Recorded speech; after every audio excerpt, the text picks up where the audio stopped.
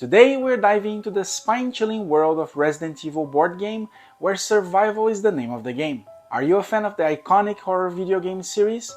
Well, get ready to experience the terror firsthand on your tabletop. This board game captures the essence of Resident Evil, transporting you into the infamous Spencer Mansion. We will go through the board game overview, review the 3 things we liked and disliked about it, and answer some questions you guys asked on our community post about the review. Hi, I'm Nick and we are Tabletop Duo. So grab your favorite drink and let's start with the gameplay overview. Your party's trapped at the Spencer Mansion, just like in the video game, and your objective is to find a way to escape. You can play as Jill Valentine, Barry Burton, Chris Redfield, or Rebecca Chambers, the original protagonists of Resident Evil 1. Each character has their starting gear and special rules. For example, Jill can use key items from other players if they have them in their inventories. Players explore the mansion from the main hall. Each area corresponds to a scenario, which can be found on the scenario book. You can explore the scenario solo or up to 4 players, and the scenarios take around 1 to 2 hours depending on the number of players. You build the initial set of rooms with doors, items, threats and puzzles, as well as setting up the item decks, split into 4 decks, which are S, A, B and C. When you are all set, you must read the scenario introduction and its objectives, and the exploration starts. On a player's turn, the player must do 5 actions. You can move, open or close doors, search, trade, or use items or attack. You can do any combination of those. Some rooms have preset enemies already there, but others have unexplored tokens. So when you enter an explored room, you draw a number of encounter cards displayed on the token, and the cards will fill the room with new traps, enemies and more.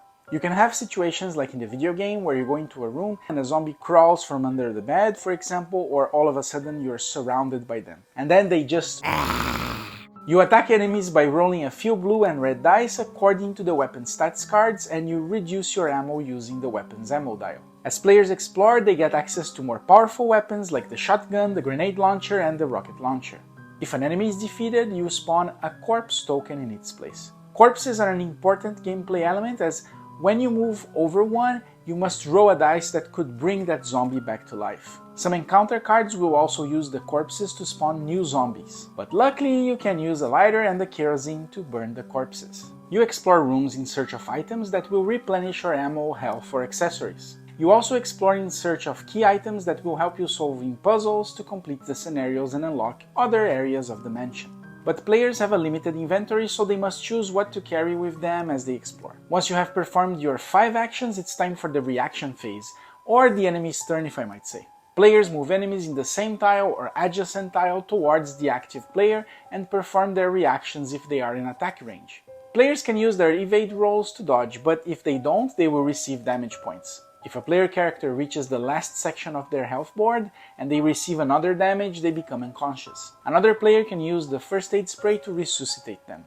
The scenarios cannot be completed if there is 1 or more unconscious players. Once the reaction phase is over, the active player must draw a tension card that it's either good for you, represented by the green cards, or bad for you, represented by the yellow or the red cards. They will add enemies, make doors open, or do some weird things like asking players to not speak during the next player's turn. Then it's the next player's turn and you rinse and repeat the steps I previously mentioned.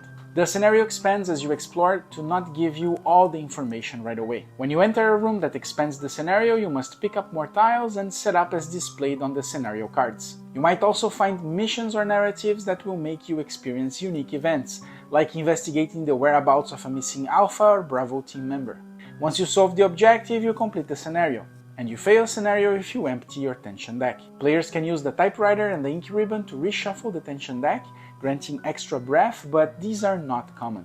Many of your acquired items are kept between scenarios. Some scenarios have boss fights with iconic Resident Evil 1 enemies like Lisa Trevor and the Tyrant. During a boss fight, instead of drawing tension cards, players will be drawing the boss behavior cards and they will be performing their behaviors. So as you can see with this overview, the game has all the elements you can find in the video game. Next, let's go for the review of Resident Evil, the board game. The game comes with the high quality miniatures, detailed game boards and a variety of cards and tokens. The miniatures are well sculpted, capturing the essence of characters and monsters from the Resident Evil universe. The game boards are double-sided and they showcase iconic mansion areas, allowing you to choose which side that best fits the scenario you are playing, which is really cool. The custom-made dice are really well done, and I love the artwork used on the cards. They are representative of the mood and tone of Resident Evil 1, specifically using the art direction of the remake done for the GameCube. Combat in the Resident Evil board game is intense and strategic. Players must carefully manage their ammunition and health as resources are limited. The dice-based combat system, where players roll dice to determine the success of their attacks, adds an element of unpredictability and excitement to each encounter. The weapons you find as you explore are much more powerful than the base handgun, but the ammo is scarce. You have a very similar feeling to playing the video game, like when you use a shotgun on a regular zombie, obliterating it fast without having to spend 6 or 7 handgun shots. That's why exploration is key, as your resources can dwindle fast. And exploration is not boring, since most room threats are generated when you enter them. You know the types of items that will be in the room and how dangerous that room can potentially be, so it's a risk versus reward gamble that you must make when you decide to go in. Usually players are going to be spread apart into 2 different areas, and it will take a while before they gather together. So you have to do a lot of exploration, and sometimes there are some key items that will allow you to access some shortcuts that will shorten the time it takes for them to be able to get together again. That segues into one of our followers' questions. Nuberman asked my opinion on the randomization of key items. Some key items, like the one that opens shortcuts, are randomized within the key items deck, which means that it's hard to predict when they will be found. To give you a concrete example, we played 4 scenarios that had the shortcut that requires the sword key, but we were only able to find it in the last one. I like the fact that there is some random aspect to them, otherwise they would be a predetermined order to play out the scenario, so I don't mind that sometimes we have to wait longer to find what we need. In terms of difficulty, the game can be quite challenging, especially for newcomers to the board game series. Because of the starting equipment, it's hard to kill zombies as the odds work against you, so often you want to just run past them or close doors to keep them from following you. As you get better weapons, things get easier, so to compensate, the tension deck gets more yellow and red cards, the enemy archetypes you face are tougher, and new cards are added to the encounters deck. So the game does a very nice job of balancing itself as you advance towards the underground lab. However, with teamwork and strategic thinking, players can overcome the obstacles and achieve victory. There are also some specific settings for solo players to make things fair.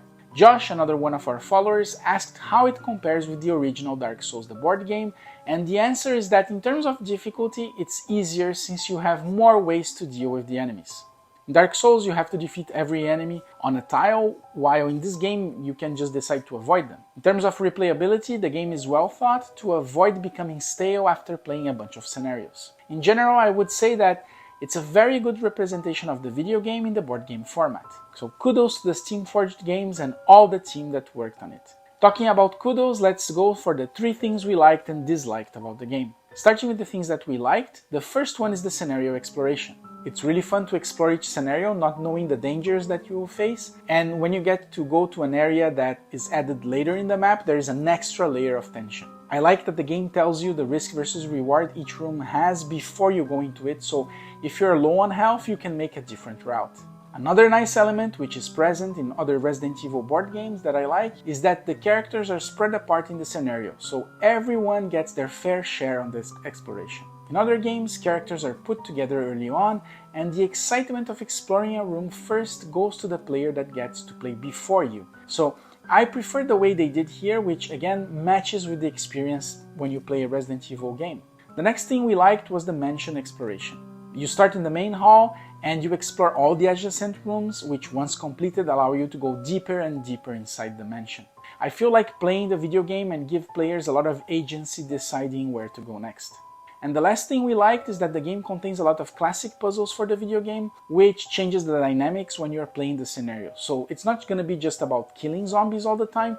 The game exposes you to different mechanics that change the playing dynamics every single time. Now for the things that we didn't like, the first one is that there is no way to influence the dice odds during combat.